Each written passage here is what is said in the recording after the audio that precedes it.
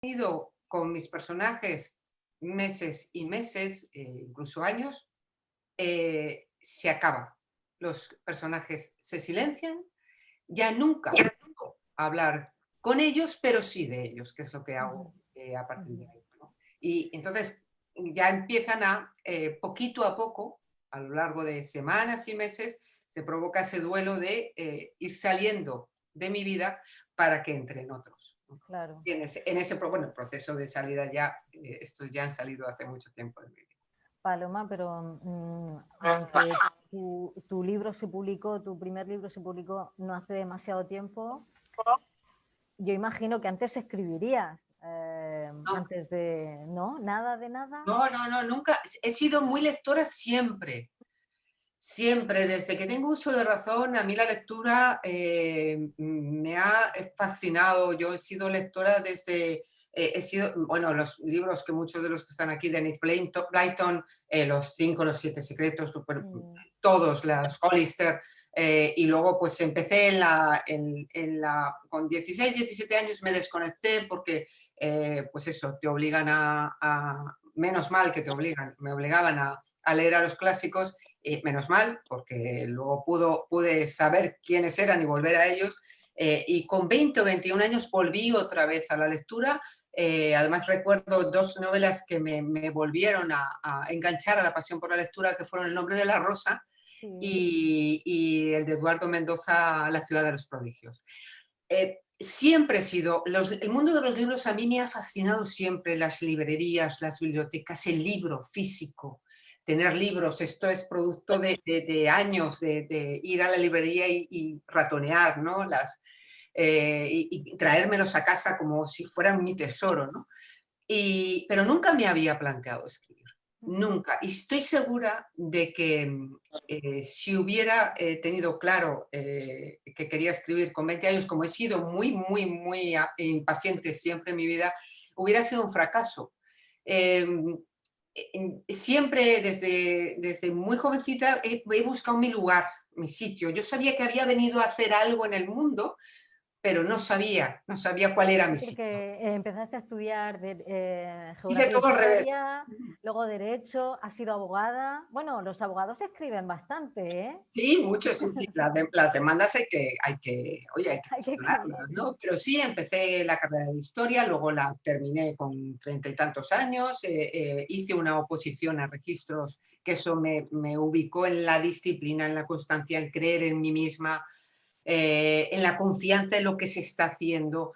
Me imprimió carácter la oposición. Luego ejercí todo buscando mi sitio en el mundo y bueno, pues en el 2003, en un verano, con una cena que tuve con unos amigos, alguien dijo, para que te recuerden, hay que plantar un árbol, hay que tener un hijo y hay que escribir un libro. Yo había plantado un árbol, tengo dos hijos, y esa noche cuando volvimos a casa, en el coche le dije a mi marido, voy a escribir una novela. Y fue la primera vez que me planteé escribir una novela y bueno, la empecé a escribir, El Gran Arcano, sin ninguna ambición salvo escribir. Me lo pasé muy bien No escribiendo. tenías claro que querías contar una historia, tenías claro que... No, ¿sí No, o no? quería escribir, tenía unas ideas en la cabeza, tenía unas inquietudes y empecé a escribir. Y bueno, se la pasaba a mi marido y me decía, escribe, escribe, sigue, que está muy bien, sigue, que está muy bien. Se la dejé a algunos amigos y bueno, pues cuando terminé, busqué una agencia literaria, me representó una agencia literaria y en 2 meses tenía a 3 editoriales pujando por la novela. Me quedé con Plaza y Janés, que fue la primera que me editó y bueno, pues fue tan fantástico, fue todo tal regalo esa primera vez. Fui muy consciente de esa primera vez. La segunda me dio un poco de vértigo porque me lo pasé tan bien que pensé, digo, a ver si tampoco va a ser este mi sitio, ¿no? Pero bueno, pues aquí estoy preparando, escribiendo la octava y absolutamente feliz con estar en este lado de la literatura, en la lectura y además haber pasado a la escritura. Oye, Paloma, ¿y no era más divertido escribir al principio cuando no tenías tanta responsabilidad? Porque claro, ahora ya con tanto éxito, tantas ventas, tantos lectores que están Mira, esperando que termines algo nuevo. Mira, yo lo bueno que he tenido, ahora claro, miro para atrás y digo, bueno, el camino hecho está bien, ¿no? Pero he ido muy despacio, muy, muy despacio. He ido escalón a escalón, prácticamente captando lector a lector. Sí que he tenido la fortuna de que todas mis novelas, las 7 que he escrito, las 7 me las han publicado. Y además una editorial fuerte y potente como es Planeta, ¿no? Pero he ido muy despacio y entonces eso me ha ayudado a, porque claro, las ansias de un escritor es llegar a la gente y tener y vender y tal, pero al final llegas a la conclusión y eso también es bueno, la edad, eso es bueno la edad, porque en este oficio la vanidad... la vanidad es necesaria, o sea, mi vanidad, yo necesito el reconocimiento de los lectores para entender que mi oficio merece la pena, dan valor a mi trabajo, por lo tanto, necesito que me engorden esa vanidad, pero hay que saber gestionarla, si no la sabes gestionar lo puedes pasar muy mal. Y entonces yo, con esa lentitud, algunas veces me desesperaba, pero me di cuenta de que de lo que yo disfrutaba realmente era escribiendo, que era lo que es lo que yo controlo. Escribir es apasionante, es como la lectura o más. Escribir es fascinante, puede llenar tu vida entera y la de tu pareja. O sea, Sí. porque al final es un proyecto de ambos, ¿no? Y bueno, lo demás, la publicación, que se venda o no se venda, no depende de ti. ¿Por qué me voy a preocupar? Sí que es cierto que esto es un oficio. Y el oficio, todo oficio se aprende trabajando. Al principio un carpintero que talla, pues la primera talla será peor que la siguiente y la siguiente mejor, cada vez mejorará. Tallando, ¿no? Y a mí me ocurre lo mismo. Yo creo que cuando me dicen, ¿cuál es tu mejor novela? Pues la que estoy escribiendo, porque he aprendido de todas las anteriores, porque soy más consciente del trabajo que requiere, pero no dejo de disfrutar de lo que estoy haciendo, porque si yo no me apasiono con lo que escribo, si yo no me fascino, si a mí no me atrapa, ten en cuenta que estoy horas y horas y días y semanas y meses con una historia, si no me atrapase, si no me fascinara esa historia, ¿cómo le va a apasionar a los lectores? Imposible. La primera soy yo, luego ya y es verdad, no pienso en los lectores, pienso en mí primero. Y de hecho, hay veces que, sobre todo los principios, para mí son complicados porque hasta que encuentro la historia, me puedo pasar meses dando vueltas empezando historias y que se me deshagan, que llegue a 20 páginas y se me deshagan. Yo he llegado a historias de 200 páginas y se me han deshecho y he tenido que tirarlas porque no me fascinaban, porque no me apasionaba lo que estaba escribiendo. Entonces, bueno, pues lo Pues se requiere importante. también una gran humildad para eso, ¿eh? Porque no todo el mundo, no todo el mundo lo hace, pero claro, esa es la clave quizá, puede ser la clave de tu éxito, el saber, el tener esa humildad para decir, mira, esto no vale nada, tengo que volver a empezar. Pero eso un escritor lo tiene que tener claro. Es que, no sé, si no me apasiona, no. Igual que cuando me dicen, te dice tu editora, tu editorial, que escribir. A mí si mi editora me dice, tienes que escribir de esto, le digo, pues olvídate de mí porque yo no. Porque no mando en la escritura. O sea, yo no mando en mi escritura, yo no, como he dicho al principio, yo no puedo hacer un esquema porque no me vale de nada. Yo me pongo a escribir cada mañana de forma muy disciplinada y me pongo con toda mi parafernalia alrededor y pongo encima del teclado los dedos y empiezo y me dejo llevar y me dejo llevar y de repente 3 horas después levanto la cabeza y digo, ¿Dónde estaba? ¿dónde estoy? Es que es apasionante, de verdad. Por eso cuando me dice la gente, me gustaría escribir, escribe. La publicación no importa, escribe. El hecho de escribir, igual que el hecho de leer, no comprendo a la gente que no lea. No lo comprendo porque es que se pierden tanto. Sí, es verdad, Se es verdad. pierden tantas cosas tan apasionantes, es tan apasionante la lectura. Pues la escritura, el que quiere escribir, es incluso más. Ujú. Entonces, bueno, pues tú escribe, luego ya que te publiquen o no. El otro día me contaba en Instagram un chaval encantador de 18 años que le habían fascinado La sospecha de Sofía, La sonata del silencio, Las tres heridas, que había escrito una novela y que bueno, ¿qué podía decirle para el mundo editorial? Y lo primero que le dije, lee mucho lo que decimos, ten mucha paciencia y vive. Claro, Porque es que yo cuando esto siempre es, claro, la edad es un grado, ¿no? Cuando yo me meto en una lectura, yo siempre digo que las lecturas, los libros y los que están aquí escuchándome son lectores.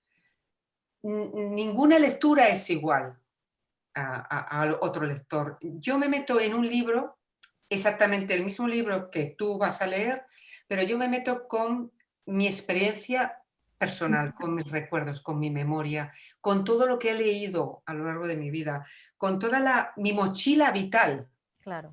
porque soy una mujer, porque la vida que he tenido, todo eso lo vuelco.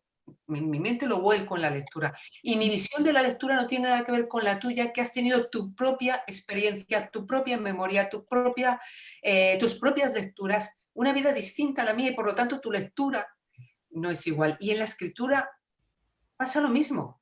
Ujú. Cuando yo me pongo a escribir como mujer, porque aquí parece que es que las mujeres escribimos de una manera y los hombres de otra, no, yo escribo como No, mujer, escribo como una mujer de 58 años que he vivido todo lo que he vivido, que he leído todo lo que he leído, que he experimentado, que tengo mis recuerdos asimilados a mi forma, porque cada uno la memoria la guardamos de forma muy distinta. Y todo eso lo vuelco a la hora de escribir. ujú. Entonces, bueno, pues no sé por qué estaba diciendo esto. Rollo. Sí, bueno, el proceso mágico de escribir. Yo lo que he leído por ahí es que te levantas por la mañana, te vas desayunas, nadas, O natación. 40 minutos, ¿eh? Sí, sí, Y luego sí. ya te pones a escribir. Claro, tenía, no sé si era José Ángel Mañas que decía que para ser escritor hace falta también tener una buena espalda, porque tienes que pasarte muchas horas sentado y como te duele la espalda lo llevas mal, lo tienes mal. Mira, es lo que una de las consecuencias, yo en el confinamiento a lo único que he tenido que renunciar ha sido, bueno, pues a tocar a mis hijos y a mis nietos y a no salir con mis amigos y a la natación. Y a los 3 meses, justo cuando estábamos saliendo ya en la fase, no sé si era, pues era el 6 de junio, porque fue el cumpleaños de mi marido, tuve un problema de cervicales, Sí, bueno, de que tuve que ir a urgencias, o sea que para mí la natación es fundamental, porque mi espalda es muy, bueno, tengo la silla mejor del mundo, hago natación, o sea, porque me pasó muchas horas, entonces, sí, sí. claro. La, la Pues bueno, natación además despeja mucho, ¿eh? claro, claro. Esta novela tuya trata, por un lado, hay varios escenarios, ¿no? Sí que tú lo explicas mejor, el escenario del tardofranquismo, el escenario de la Alemania oriental comunista, año más o menos 68, 68-69, también sale algo París, así, no demasiado, pero también sale. Y sí que es verdad que hay como muchas novelas que mezclan realidad y ficción y sobre todo de la historia más reciente de nuestro país. No sé si es que por un lado vivimos un momento de nostalgia o vivimos un momento de que tenemos que interpretar lo que ocurrió, lo que pasó. ¿Por qué crees que sucede esto? Bueno, yo elegí los finales de los 60 porque necesitaba entender mejor, porque yo escribo para aprender y leo para aprender y escribo para aprender. Necesitaba entender mejor a través de mis personajes una época que yo viví, pues prácticamente de niña y de primera juventud, ¿no? De primera adolescencia. Y me apetecía entenderla mejor. esos finales, ese final de los años 60, esa época de la transición, esa época de los años 80, de la explosión de libertad que tuvimos aquí. También necesitaba, claro, al hablar, cuando me planteé en finales de los años 60, el tema del mayo del 68 en Francia, en París, pues también me apetecía entenderlo a través de mis personajes, ¿no?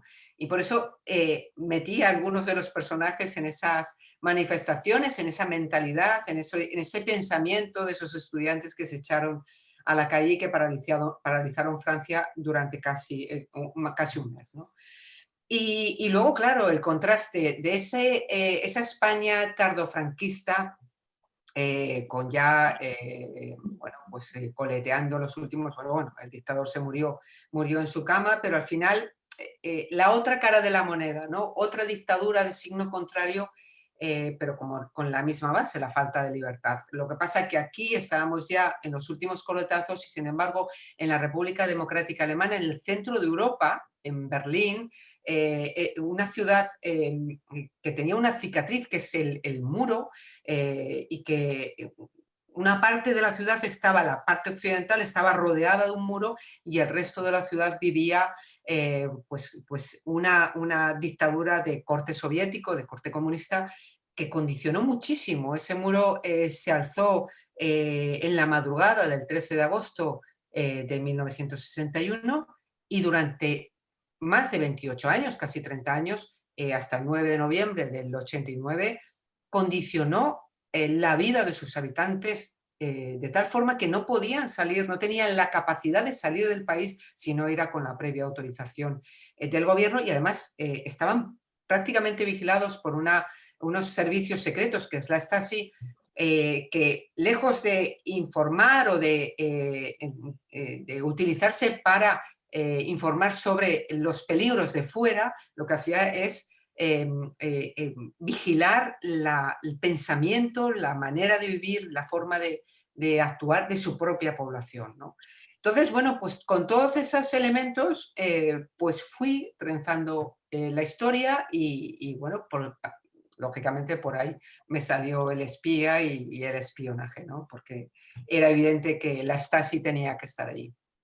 Es complicado hablar de tu novela y no destriparla, así que bien, pues yo soy experta, o sea que Sí. por eso no estoy hablando demasiado de la novela, pero sí que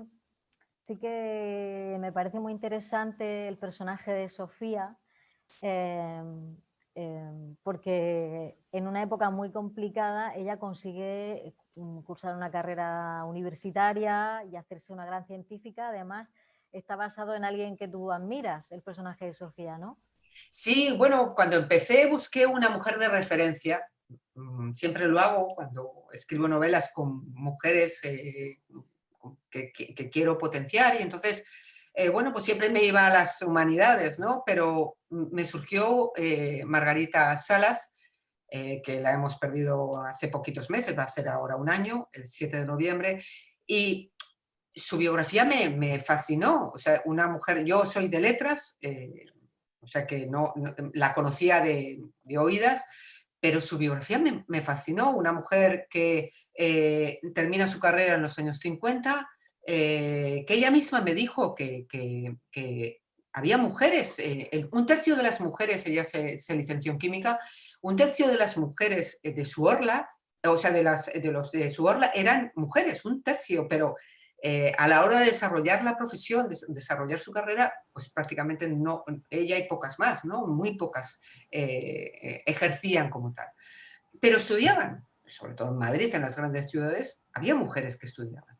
Esta mujer tuvo la fortuna de, bueno, pues de tener un compañero de vida, Eladio, su marido, que era científico y por lo tanto la entendía. Y recorrieron juntos prácticamente toda su vida, ¿no? De hecho, ellos se fueron a Estados Unidos a hacer, a conocer todo el tema de la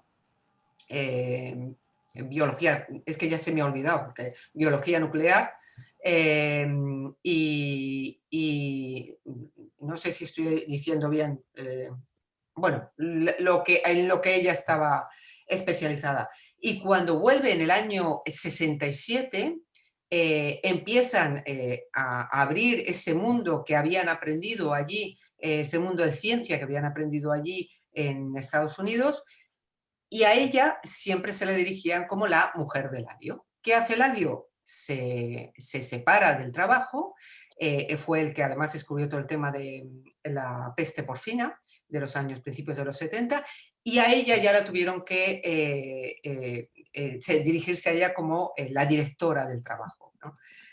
Ella decía, me decía, porque tuve la fortuna de estar hablando con ella me decía que era una anomalía, pero que dependía, sobre todo dependía del compañero de vida, y es lo que le pasa a Sofía, ¿no? Sofía tiene un padre que le da la posibilidad, le mete en vena la idea desde que es muy pequeña. Sofía tiene una contradicción en su vida, ¿no? Por una parte tiene a la madre, que es la típica mujer de la época, de que las mujeres tienen que estar en su sitio, es decir, su casa, sus hijos, su marido, y luego tiene un padre que es completamente distinto y que desde pequeña le dice que para ser independiente la educación y ganar su propio dinero es fundamental, ¿no? Pero la educación es fundamental y le permite, bueno, gracias a él hace una carrera, pero bueno, se ve atrapada por la madre, porque urde sus cosas la madre, y bueno, se ve atrapada en un amor demasiado pronto, demasiado temprano, una maternidad demasiado temprana, y al final, bueno, pues va aplazando ese ansia de hacer un doctorado y de dedicarse a la investigación y a la ciencia. Las cosas le cambian y tiene la oportunidad, pero a costa de un precio, a costa de un precio. Y no vamos a decir más. Bueno, Vamos a decir no, para no explicar más, pero el precio que tiene que tenéis pagar. que leer la novela de Sospecha de Sofía es una novela maravillosa y además te engancha. Que eso yo creo que los lectores lo agradecemos mucho, que tengas ganas de seguir leyendo, porque cuando uno se compra todo entusiasmado una novela porque le gusta el título, porque alguien le ha hablado bien de ella o porque le gusta la portada y de pronto a la página 200 no quieres seguir, la rabia, ¿eh? Esta no, la novela de Paloma la verdad que es estupenda y hasta el final te mantiene en tensión y hay muchas sorpresas, muchas, así que hay que leerla. ¿Hay una receta para el éxito, Paloma? Para el éxito editorial. Tú dices que tu editora no te dice, tienes que escribir esto, tú digamos que es por lo que te apasiona, pero hay como una receta, porque de pronto como que le has cogido el tranquillo y ahora todos tus libros se venden mucho. ¿Hay alguna receta o no? Yo creo que si lo hubiera, las editoriales la utilizarían. Yo creo que no está, es que no hay, no sé, es que no es no es mi trabajo, es el trabajo de la editorial, ¿no? Yo lo único que puedo hacer es apoyar con estas cosas y el éxito está en, bueno, en hacer un trabajo bien hecho, tratar de hacer un trabajo bien hecho. Hay veces que incluso trabajos, muy buenas novelas, fantásticas novelas, se quedan en la nada, y luego, bueno, pues hay otros libros que suben y suben y suben. El éxito es algo muy blando, es algo muy peligroso, es un arma de doble filo, es lo que he dicho antes, hay que tener el creador, el autor en este caso, tiene que tener los pies muy bien asentados, porque lo que hoy es un éxito, a la vuelta de los años, pues puede resultarte a ti un fracaso, porque claro, si vendes, yo qué sé, 1.000.000 de ejemplares y en la siguiente vendes 999.900, ya puedes considerarlo como un fracaso. Es una frustración. Claro, entonces, para mí el éxito mío es hacer un buen trabajo, que la novela esté redonda, que haga sentir a los lectores, a una amplio espectro de lectores, ¿no? Y a mí me fascina, por eso esto está bien, pero a mí en las ferias del libro, en las presentaciones, que me venga un lector o una lectora y me diga sus sentimientos sobre la lectura, Eso es el éxito para mí, que haya podido remover la conciencia de un lector, que le haya podido hacer reaccionar, como yo cuando estoy leyendo algo, ¿no? Para mí la lectura, una buena lectura, es esa lectura que me remueve por dentro y me cambia el chip. Bueno, yo creo que Antonio Muñoz Molina, al que admiro profundamente, decía que uno cuando lee una buena novela, algo cambia en él. O sea, algo cambia. No, a veces no lo percibimos, pero nos cambia. La mente, el cerebro capta cosas que nos cambian. O te hace Entonces, pensar, en claro, algo, claro. te tomar Y entonces, conciencia de algún tema. para, para mí el éxito es eso, que a lectores, a un amplio espectro de lectores, le pueda hacer sentir lo que lean. Fíjate, hablas de sentimientos y hay muchas artes, las artes escénicas, música, danza, las artes plásticas, la literatura, sin embargo, que es un arte, pero claro, el modo de impresionarnos es completamente diferente porque pasa todo por la herramienta lógica del lenguaje, por la racionalidad, incluso el cerebro, cuando uno lee una cosa o escucha música, las áreas del cerebro que se ponen activas son diferentes. ¿Esto no hace que los escritores sean seres un poco diferentes? Porque generan arte, pero sin los mecanismos de todas las artes, sino de otra manera, con la intelectualidad, ¿no? Con el raciocinio. Yo creo que, ¿sabes lo que pasa? Que la lectura, cuando tú escuchas música, como tú dices, no tienes por qué entender de música, simplemente tienes que disponerte a escuchar y dejarte llevar, ¿no? La lectura requiere un esfuerzo, requiere un acto de atención. Yo creo que es uno de los artes o los oficios que requieren ese hecho de concentrar tu mente en lo que estás, en una actividad que es la lectura. Y eso se establece también en la escritura, ¿no? No sé, yo creo que todos los creadores tenemos un punto de desequilibrio. Friki. Sí, porque por lo que te decía antes, ¿no? Porque el proceso de creación es solitario. Yo llevo meses en absoluta soledad, salvo con mi marido, que me soporta porque hay veces que salgo con un subidón enorme, hay veces que salgo hecha un desastre, eh, tengo muchos altibajos, somos muy vulnerables porque caminamos, durante todo el proceso de creación, caminamos por un terreno que no sabemos realmente si es el correcto. Y eso a veces crea mucha angustia y crea mucha desazón, ¿no? Crea mucha inseguridad. Además, lo hace sin cobrar nada, porque claro, uno puede hacer un trabajo y mes a mes ese trabajo se lo pagan y le dicen si está bien, su jefe le dice que está bien, vas viendo que tu trabajo estás haciéndolo bien. Sin embargo, aquí no, aquí eres tú y tus circunstancias.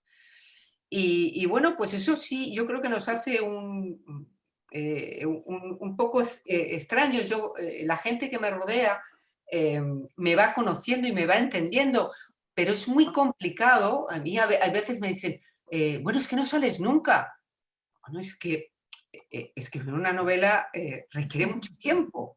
Bueno, ¿y ahora qué haces? Pues escribir, pero claro, pues eso es una sensación de un trabajo que solamente lo entiendes porque lo haces tú mismo y el que está conviviendo contigo, que yo tengo la fortuna de tener un gran compañero porque no solamente me entiende, sino que me apoya, que me ayuda, que lee y relee 40.000 veces de 40.000 formas diferentes una misma cosa,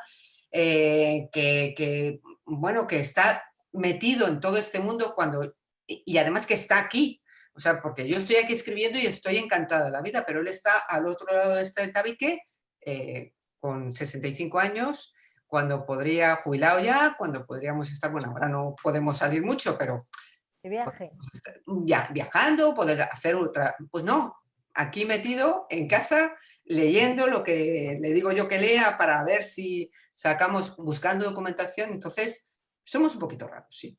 Pero bueno, eso está bien, tener un compañero que está Sí, sí, contigo. Eso sí. es amor, ¿eh? Eso es amor, lo demás. Ya... Es amor, la verdad es que he tenido mucha, llevamos 40 años ya juntos, ¿eh? Pero muchas veces es un proyecto, hemos formado un proyecto con este tema de la literatura, un proyecto conjunto que es fantástico porque me Bueno, tengo acompaña en él. entendido también que un hijo tuyo ha creado una banda sonora para la novela de La sospecha de Sofía. Sí, sí, Y sí, está en Spotify. sí, está en Spotify, en ¿Cómo se YouTube. llama? ¿Cómo se llama? La sospecha de Sofía, cualquiera que ponga la sospecha de Sofía, Javier de Jorge, está en los agradecimientos, ¿eh? Ah, pues sí, Lo sí. pongo en los agradecimientos. Ah, pues Bueno, habrá que buscarlo. mi hijo ahora lo está pasando un poco mal porque es piloto y además piloto del avión más grande del mundo, por el 380, que no vuela desde hace, vive en Dubái y está desde el 15 de marzo sin volar. Pero le gusta muchísimo la música. Él lleva la música desde que nació, no ha estudiado música, pero y entonces, bueno, pues cuando empecé esta novela, que me costó muchísimo encontrarla, su padre les dijo, ya, mamá ya está con una nueva historia, ya está enganchada y tal. Y él se había comprado un piano hacía un año, escasamente un año, y dijo, pues te voy a regalar una banda sonora, ¿no? Qué bien. Y ahí además sintonizo, porque yo no dejo la novela hasta que no la tengo más o menos hecha, solamente se la dejo leer a mi marido, no se la dejo leer a nadie, pero le daba algunas pinceladas. Y ahí funcionó la relación materno-filial perfecta porque es un regalo para mí, es un regalo que yo hago a los lectores porque es una belleza de banda sonora, es un regalo para los sentidos, encaja perfectamente en la ambientación de la novela. Y bueno, pues ahí está, se puede escuchar pues en todas las plataformas musicales. Y bueno, pues Nada, eso es creación en familia, entre la ayuda de tu marido, que lee primero que nadie lo que mira, escribes y compone tenemos, personajes y el hijo, pues eso es, la familia que tenemos, está unida permanece unida. tenemos dos hijos, entonces mi marido y mi hijo mayor son la parte práctica de la familia y mi hijo pequeño y yo somos la parte creativa. Así nos complementamos bien, porque mi hijo mayor es como su padre, es un relaciones públicas y un entusiasta de la vida, entonces nosotros los creadores somos como más confusos, más tal, ¿no? Más vulnerables, pero ellos sí, nos hemos repartido bien. Tiene todo el mundo el micrófono cerrado, pero si alguien quiere hacer una pregunta, pues que abra el micrófono y la haga, porque yo creo que siempre damos turno de preguntas en Escritores en su tinta y si hay alguien que tenga algún interés en comentarle algo a Paloma o hacerle alguna pregunta en concreta, pues no sé, pues, o que abra el micrófono Así, o que levante la mano. levante la mano. Lo que pasa es que hay personas que yo no las veo, que están con la cámara oscura, pero... Porque seguramente se harán sin la cámara. Pero ¿Alguien bueno. quiere preguntar alguna cosa? ¿Alguien se anima? ¿Carmen? Pero tienes que abrir el micrófono si no te oímos. Ahora, Carmen. Hola, ¿qué tal? Buenas tardes. Hola, Paloma. Hola, encantada, He Carmen. leído todos tus libros y de cada vez me gustan más. O sea, parece que no se pueden superar, pero La sospecha ya fue de no parar. O sea, de empezar y decir, no me puedo ir de casa, tengo que... Me empecé en el aeropuerto de Ibiza y me duró 2 días. Nada, te quería preguntar un poco sobre tus personajes. O sea, cómo van surgiendo en las novelas, si los tienes pensados de antemano, si de repente aparecen, porque hay personajes tuyos que a mí me llaman muchísimo la atención, ¿no? Son súper completos, ¿no? Y no entiendo cómo puedes crear tan bien un personaje, ¿no? Es una de las cosas que más incluso personajes secundarios. La sonata del silencio, es que no sé, están todos... Eso es un...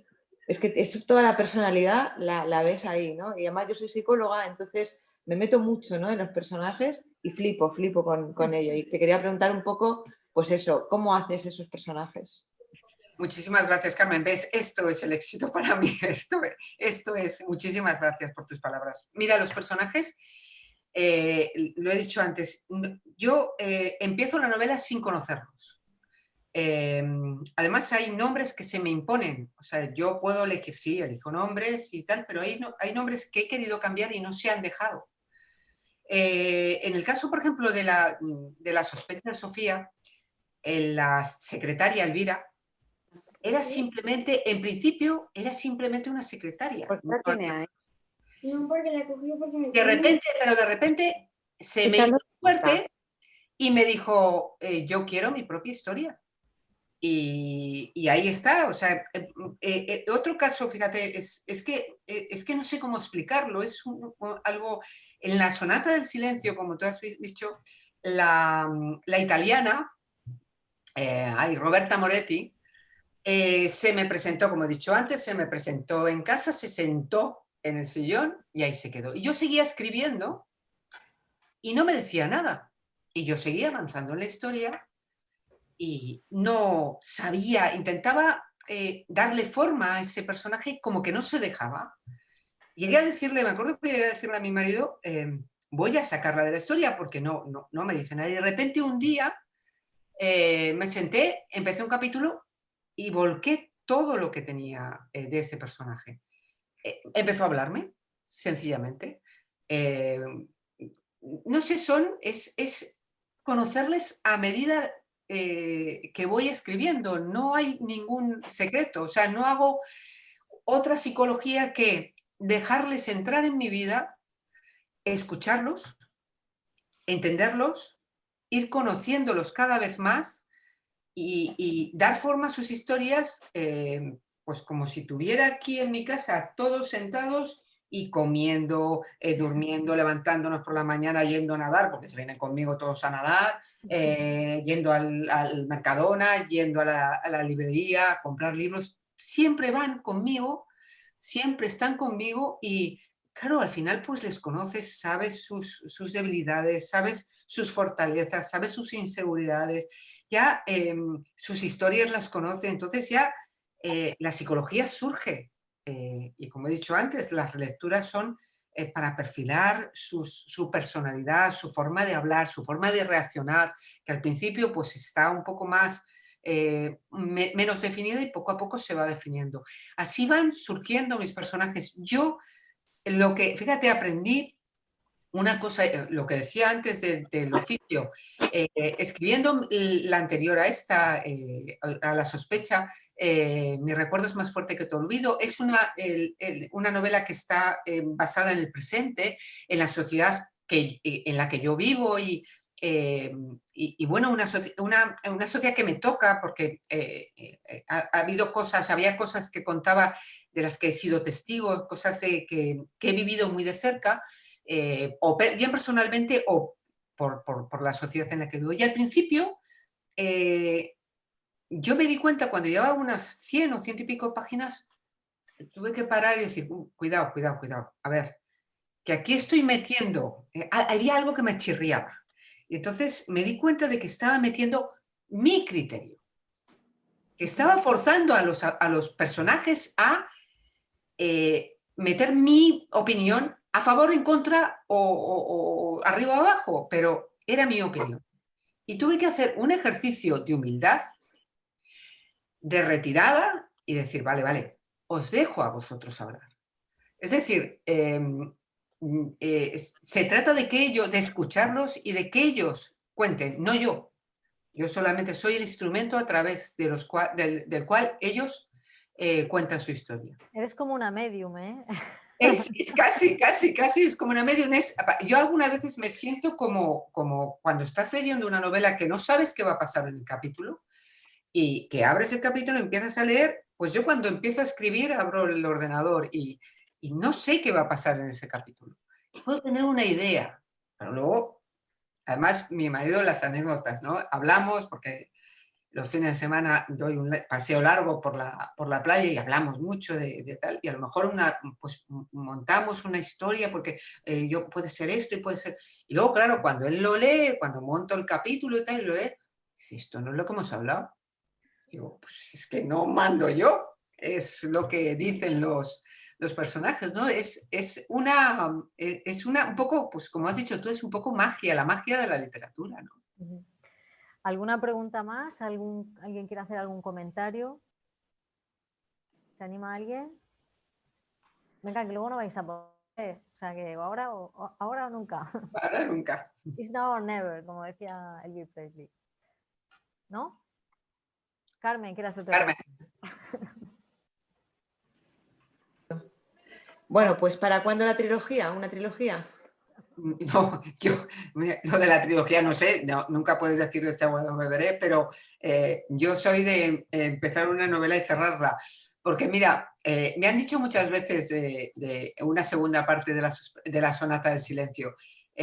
Como he dicho al principio, cuando a mí me dice mi editora eso de ya no puedes cambiar más, esos personajes se callan y salen de mi vida. Y hacer una segunda parte, una continuación, supondría obligar a los personajes a volver a mi vida. Y eso yo no lo sé hacer. Yo no lo sé hacer.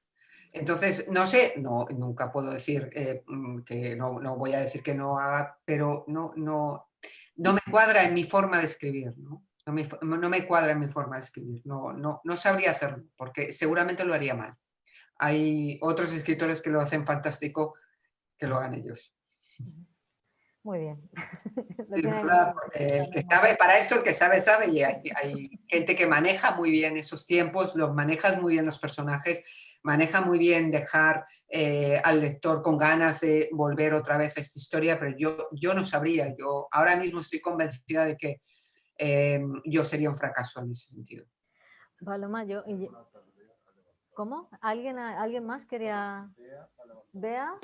Es que Sí, no la veo. Bea. Claro, es que no la vemos. Venga, vea. hola, hola Paloma. Mira, pues no iba a hablar, pero la Habla. verdad que acabo de terminar hace 15 minutos de leer La sospecha de Sofía y ayer mismo vi que tenía la posibilidad de conectarme, así que ha sido todo muy inmediato y digo, bueno, pues como la tengo súper fresquita, Ten cuidado. que me ha gustado mucho y preguntarte cómo verías que tus libros se llevaran a película, porque la he visto, pues eso, con un guión digna de película. Hay un proyecto, gracias, Bea.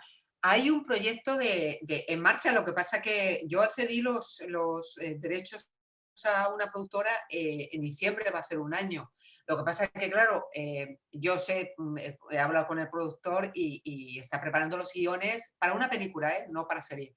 Pero claro, ahora no se pone nadie ni se arriesga nadie a rodar, entonces, bueno, pues todo se va a quedar un poco pospuesto hasta que acabemos con esta puñetero virus y nos deje vivir un poco con tranquilidad, ¿no? Pero sí que hay un proyecto. Es otra de las cosas que no depende de mí, el productor lo tiene, está muy entusiasmado, pero bueno, a estas alturas, si las cosas hubieran sido normales, estaría prácticamente rodando, pero hay tiempo. Pero sí, hay una película en marcha. Pues enhorabuena y que vengan muchos éxitos más. Muchísimas gracias, Eva. ¿Eva eres? Sí. Vea. Bea, perdona. Casi. Bea, sí. Cambiando un poco. Gracias. Si alguien quiere hacer alguna pregunta más, que levante la mano, ¿no? O que yo qué sé, O que hable. como nos lo veo a todos.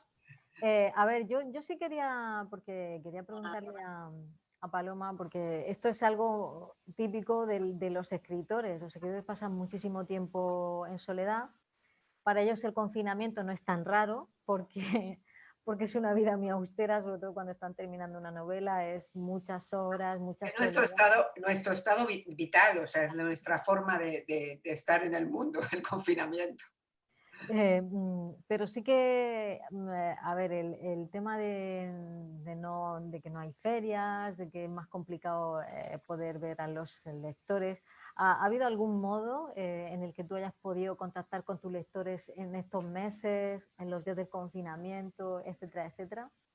Bueno, ha habido pues las redes sociales. Gracias a las redes sociales hemos mantenido un contacto pues con directos de Instagram que montaba la editorial. He hecho algún Zoom hace un mes, hice un Zoom para Chile, para una universidad de Chile. Un Zoom, no, un Team, que ahora como ya estoy hecha una experta con todas estas cosas que no sabía de nada.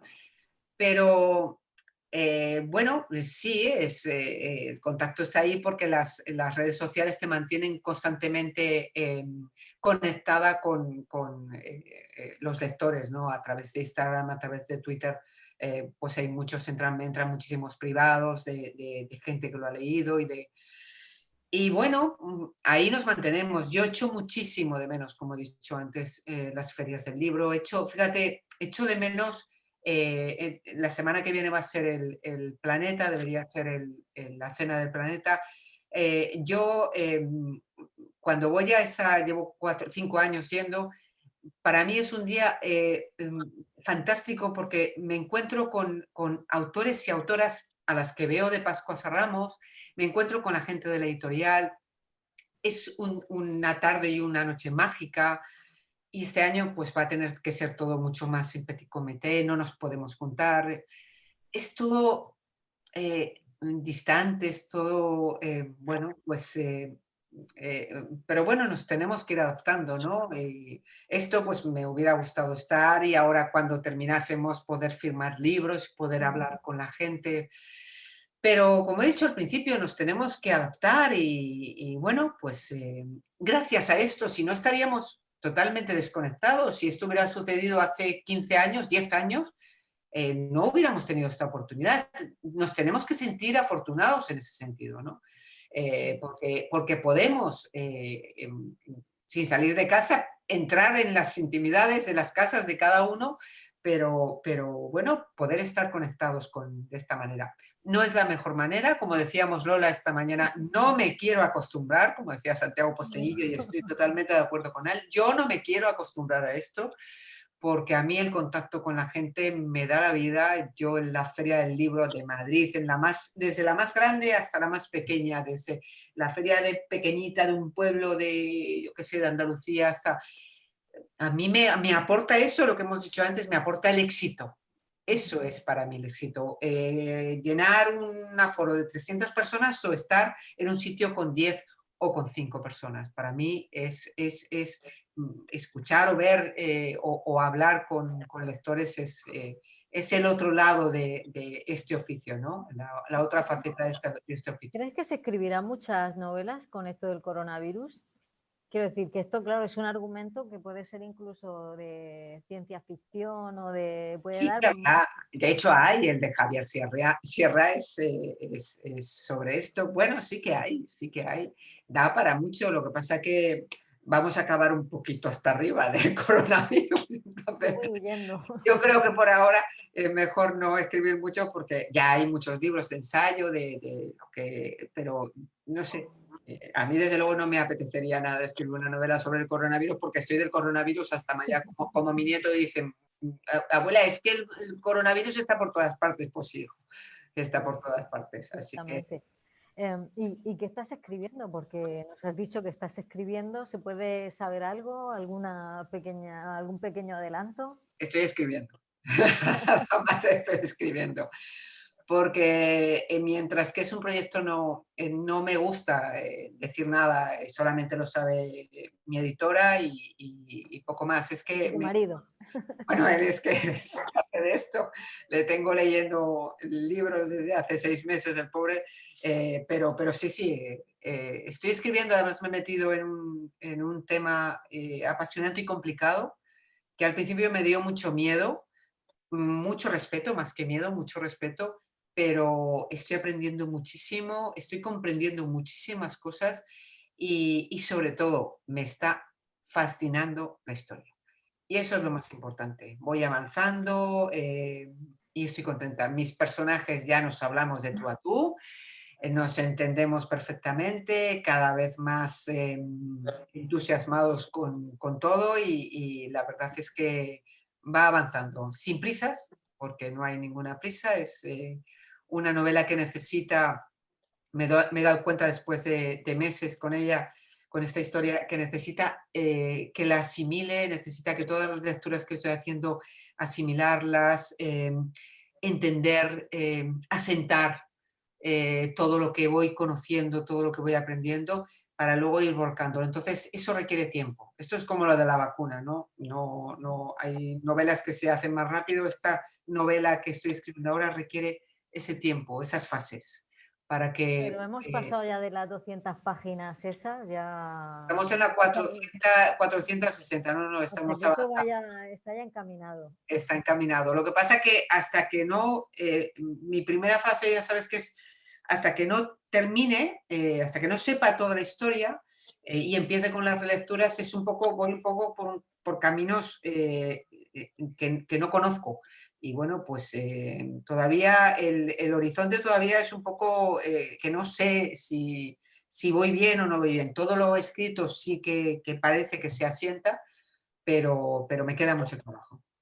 Paloma, estábamos hablando al principio de, bueno, de que qué pena la gente que no se anima a leer, los jóvenes están todo el día con el móvil, realmente es muy complicado que los jóvenes lean y no tan jóvenes. Eso te iba a decir, que no, los Y no jóvenes, tan no jóvenes. solamente los jóvenes tienen el móvil, el problema del móvil afecta a todas las edades. Por eso yo, cuando leo, y yo aconsejo que primero no leer en pantalla, yo soy de libro, de papel, y porque te puede llevar a mirar internet y luego el móvil fuera, o sea, el móvil lejos, lejos. Porque si no, la concentración, es que es el problema, es que nos roba concentración y nos está robando concentración. Y como he dicho, la lectura requiere concentración. ¿Cómo podemos hacer para enganchar a la gente joven a la lectura? Bueno, yo creo que la gente joven lee más de lo que nos pensamos. Hay autores como, yo que sé, Blue Jean, que está haciendo una remesa de lectores brutal, porque al final yo como me enganché a la lectura leyendo Las aventuras de los cinco de Nick Clayton o de Los siete secretos o Los Hollister, eso me llevó a entender que la lectura era un mundo fascinante, ¿no? Y yo creo que hay autores que están haciendo una tarea encomiable en cuanto a los jóvenes.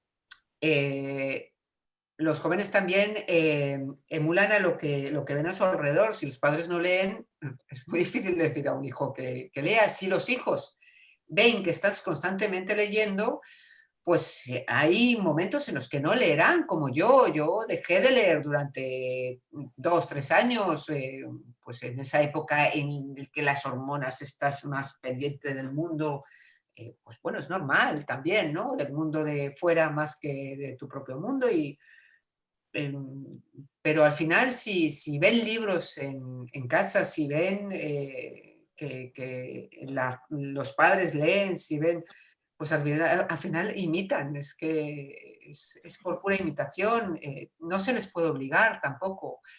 Y en las escuelas, por supuesto, en el colegio, yo creo que debería ser obligatorio, eso sí, que aprendieran y leyeran los clásicos, aunque no les gusten, pero gracias a que nos obligan en la escuela, sabemos quién es Cervantes, quién es Quevedo, quién es Shakespeare, porque si no, ni siquiera eso. Entonces, bueno, siempre podemos volver a ellos. Y yo, de hecho, he vuelto ya muy talludita, he vuelto a esos clásicos que tanto me reventaban. Me acuerdo la Celestina, que la odié porque tenía que hacer un examen y con 16 años, y bueno, luego he vuelto a la Celestina, he vuelto a leer clásicos y es fascinante, ¿no? Pero yo creo que hay una base de lectura, bueno, pues los libros estos hay el mago este de J.K. Rowling, Harry Potter, pues bueno, pues son libros que preparan a los futuros lectores, ¿no? Y yo creo que hay más, de hecho, yo voy a librerías en los que hay más amplitud en la zona de los niños, de los cuentos infantiles, que en la zona de los mayores. Y lo que pasa es que nos cuesta a veces... Es como que, Paloma, leen durante pues hasta los 11, 12 años Sí. y luego allí hay algunos chavales que siguen enganchados a la lectura y otros que ya pasan directamente al móvil. Mi hijo lee mucho, pero lee una plataforma que se llama Reddit, que es leer en el ordenador, no lee en ficción. De pronto Es que tenemos un enemigo muy grande con las nuevas tecnologías, porque es mucho más fácil, es como las series, es mucho más fácil sentarte a ver una serie que no tienes que hacer ningún esfuerzo, nada más que dejarte llevar, que ponerte a leer un libro, porque supone un esfuerzo, supone un acto de concentración. Es mucho más fácil estar mirando Instagram o Twitter que centrarte en una historia que luego el cerebro te lo agradece, tu cuerpo entero te lo agradece, pero esto es como hacer ejercicio. O sea, cuando vas a nadar dices, uff, a nadar, tal, pero luego cuando vuelves dices, qué bien, me siento, qué bien. Pues esto es lo mismo, ¿no? Todo esfuerzo pues requiere una voluntad y estas nuevas tecnologías, yo lo que digo es que están robando mucha concentración. Entonces, bueno, pues es complicado, pero yo sigo lo del ebook, no tengo nada en contra del ebook, me parece que es una buena opción, pero la lectura con el libro físico es insustituible. Yo soy incapaz de leer en el ebook, no se me queda nada, ni en el Claro, es que es lo que pasa, y yo lo he comprobado de lectores que han venido para que les firmase un libro físico y decir, ay, este libro tuyo, ver otro libro mío, este libro yo lo he leído. Anda, claro, pero lo leí en el ebook y no se me queda ni el título ni el autor.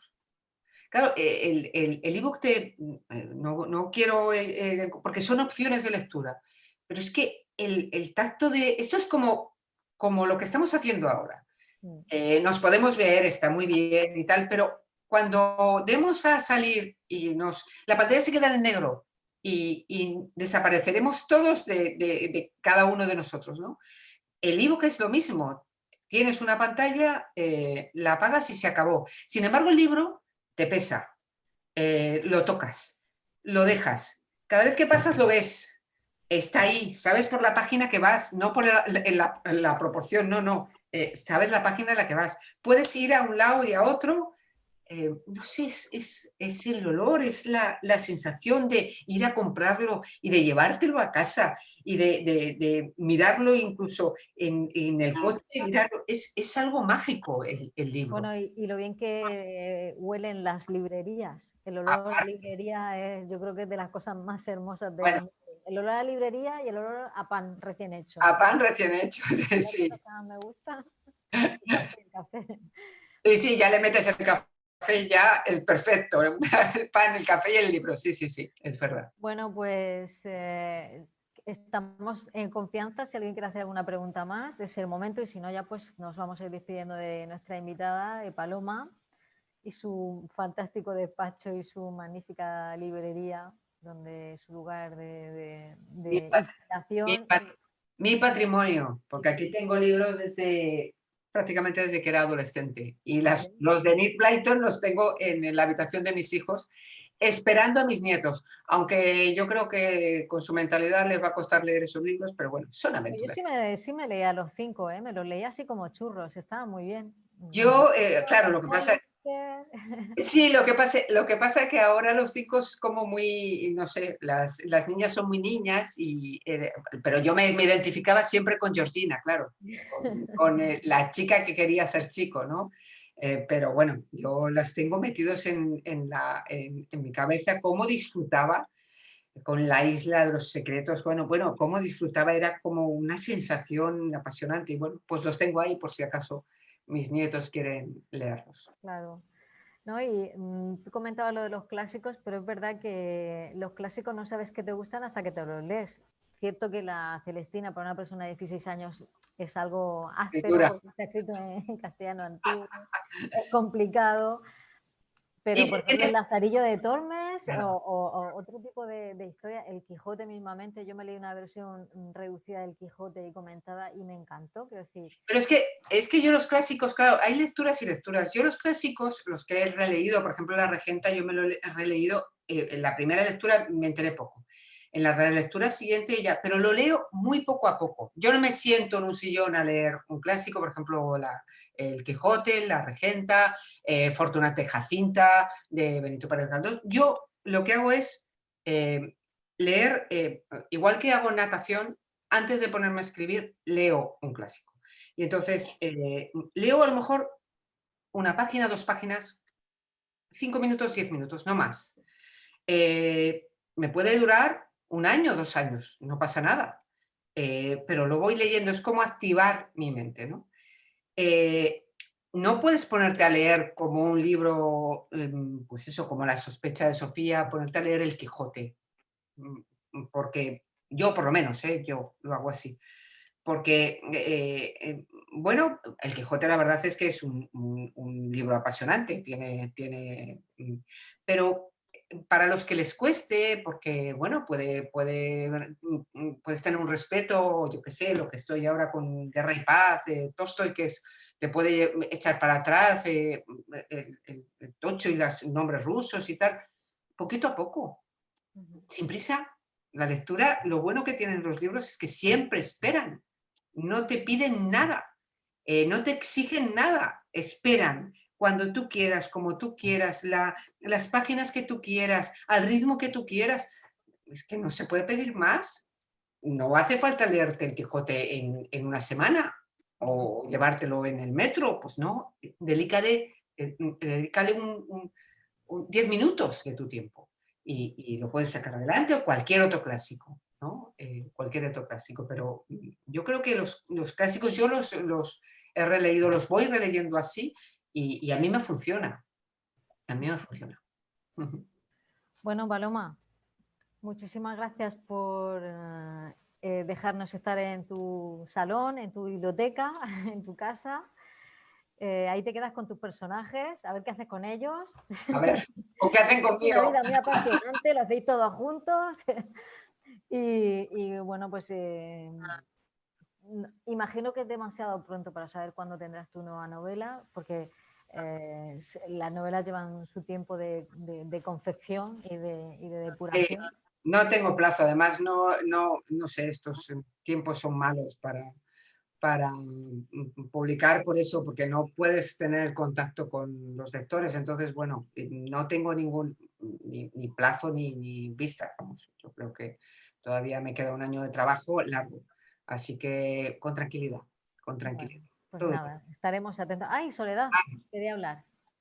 Tienes que darle al micro. ¿La puedes estar tú? Hola, buenas noches. Mi nombre es Soledad Norte, soy la concejala de Cultura y Juventud del Ayuntamiento de Molina de Segura y lo único que quería era agradecer a Paloma el que haya aceptado nuestra invitación a Escritores en su tinta en este formato tan inusual, pero con la convicción de que tenemos que buscar cualquier recurso y cualquier instrumento para poder transmitir los conocimientos que nos dais quienes mejor domináis la palabra. Y sobre todo que tenemos que transmitir, seguir trabajando por la cultura, que eso nos elimina la distancia social, ¿vale? Muchísimas gracias a todas y a todos por participar, y me gustaría pedir un favor y un ruego, y es que nos ayudéis a transmitir y ser elementos multiplicadores de cómo podemos hacer cultura, aunque sea a través de las redes sociales.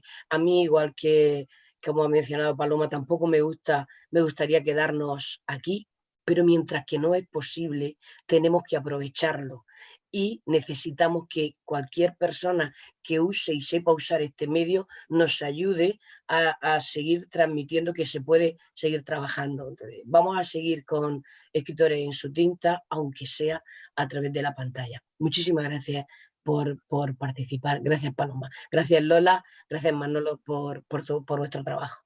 Muchísimas gracias, Soledad. Muchísimas gracias a vosotros. Y gracias a todos por estar aquí esta tarde. Muchas gracias por todo el mundo. Gracias a todos y a todas. Muchísimas gracias, de verdad. Gracias a ti, Paloma. Chao, chao. Hasta luego. Gracias. Adiós.